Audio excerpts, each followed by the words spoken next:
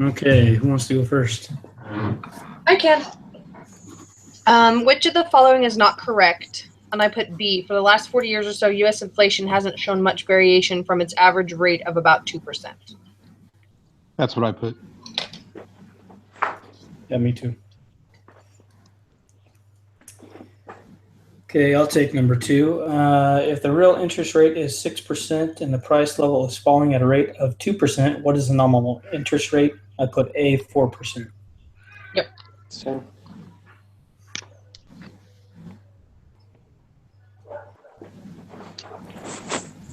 I can do 3. From the early 1980s through the 1990s, the nominal interest rate, and I put A, fell because the Fed got inflation under control. Yep. Yeah, that's what I put. I can do number 4.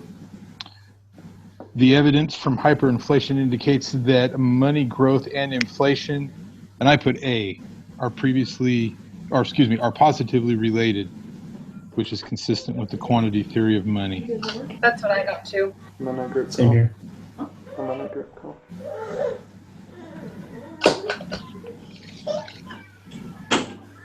Okay, are we ready for the next one? Yeah. If the CPI rises, the number of dollars needed to buy a representative basket of goods, and I put B, increases, and so the value of money falls. That's Yes. what I put. Yep. Okay, number 6. Which of the following events could explain the shift of the money supply curve from MS1 to MS2? I put C, an open market purchase of bonds by the Federal Reserve. Yep. Yes.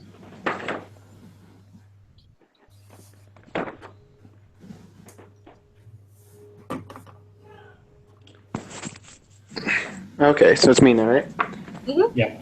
All right, so number 7, open market purchases by the Fed make money supply, and I put that makes it decrease, which makes the value of money increase, so D.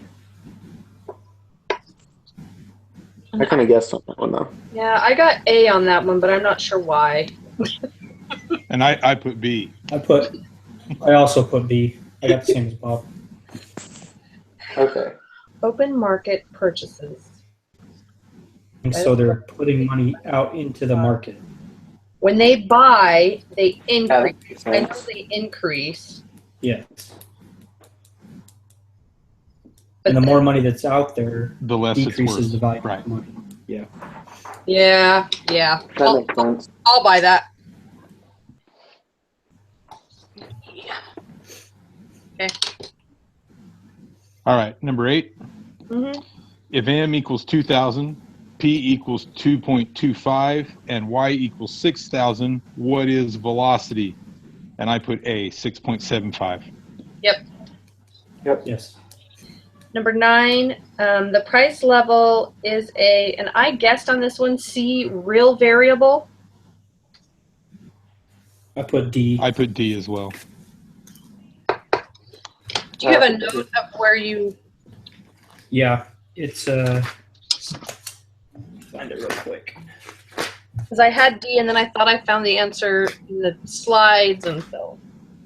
It's on page 352, right above 17-1F, that paragraph right there.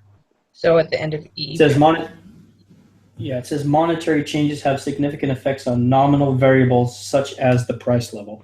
Okay. All right. Thank you. Okay, number 10, based on the quantity equation, if M equals 100, V equals 3, and Y equals 150, then P equals C2. Yep. Yes. Yep. All right, number 11. Suppose the United States unexpectedly decides to pay off its debt by printing new money. Which of the following would happen? And I put D, all of the above are correct. Yes. That's what I put. That's what I put as well. Oh, good. I guessed. All right, number 12. Under the assumption of the Fisher effect and monetary neutrality, if the money supply growth rate falls then, and I put C. The nominal interest rate falls, but the real interest rate does not. That was my guess too. Same. No, I put A, but mine was kind of a guess. I didn't really stop to think it through. So you guys had C? Yeah, but Yeah. but I have a question mark next to mine, so I don't have a reference to it. I just Okay. Um, Well, we'll have to look at that one again. But Because I had started to go with A on that one. What you first Okay. read when you start reading about that, in that very first part of the Fisher effect, it talks about the fact that that the increase in the rate of money growth raises the rate of inflation, but does not affect any real variable. And so that's where I started off. So I was at A with you, but then, and I can't remember where it is. I highlighted a bunch of stuff. Anyways, later on, it broke it down. no, that makes sense. If it doesn't affect any real variable, then the real interest rate is a real variable, right? right. Right. So it wouldn't affect it, right? Okay, thank you.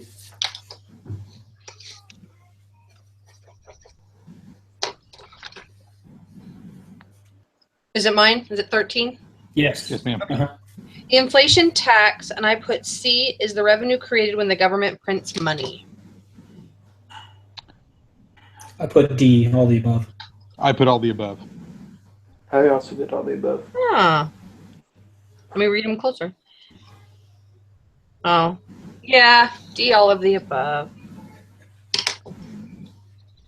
Thanks, guys.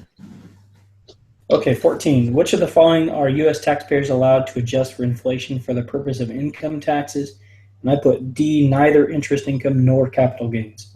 Yep. That's what I got too. It would be nice, but Right. All right. Number 15. Marta lends money at a fixed interest rate, and then inflation turns out to be higher than she had expected it to be. The real interest rate she earns is, and I put D, lower than she had expected, and the real value of the loan is lower than she had expected. that's what I got. Same here. Okay. All right. Number 16. When Haley states that inflation by itself always reduces the real return on her savings, she, and I put C, has committed an inflation fallacy. That's what I got. Same.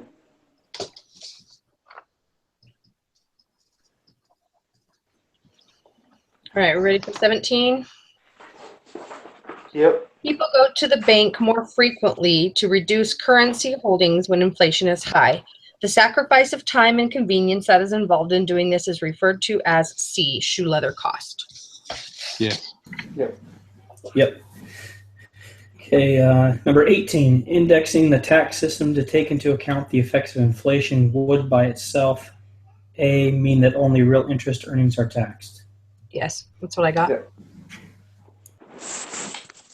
All right. Let's see. Number 19. During the last tax year, you lent money at a nominal interest rate of 6%. Actual inflation was 1%, but people had been expecting 1.5%. This difference between actual and expected inflation, and I put A, transferred wealth from the borrower to you and caused your after-tax real interest rate to be 0.5 percentage points higher than you would had expected. That's what I got too. I put A as well. Yep, same here. Good deal. I'm glad we all got that one. Kind of aggravated me. I was mulling over that one for a long time. Me too. I did too. There's too many words in that. That reminded me of my microeconomics class. That was just a lot of hyperbole there. Okay, number 20. In order to maintain stable prices, a central bank must, and I put C, tightly control the money supply. Yep. Yes. Fantastic. Okay. Awesome. All right.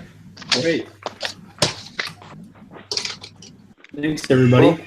Thank you. Thank Enjoy you. your guys' Thanksgiving. Yes, You you Guys, too. too. Yep. See you guys next week. Okay. All right. Night. Bye-bye. Bye.